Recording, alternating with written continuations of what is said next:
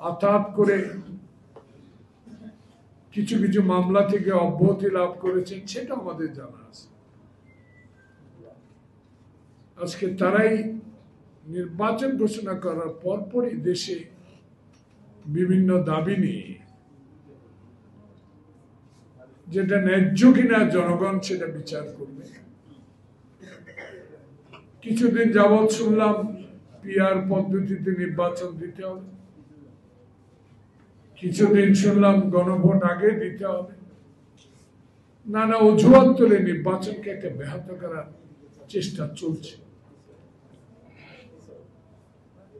আজকে কথাগুলো বলার এই জন্য প্রয়োজন, আমরা সবাই গণতন্ত্রের বিশ্বাসী এখানে আমরা যারা আছি, আর যারা আন্দোলন করছেন পিআরের জন্য, গণভোটের জন্য, তাদের ভূমিকা নিয়ে অনেক কথা আছে, তাদের নিয়ে অনেক কথা বলার আছে।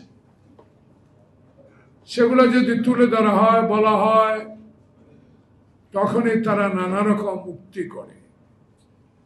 এইসব উক্তির তর্কে জড়িয়ে পড়লে দেশে যে নির্বাচন হবে সেই নির্বাচন ব্যাহত হতে পারে বলেই যারা আমরা প্রকৃত গণতন্ত্রের পক্ষের শক্তি, যারা বিগত 16 বছরের তারেক রহমান, খালেদা জিয়ার নেতৃত্বে বাংলাদেশে গণতন্ত্র প্রতিষ্ঠার আন্দোলনকে, জুলাই আগস্ট বিপ্লবকে সমর্থন দিয়ে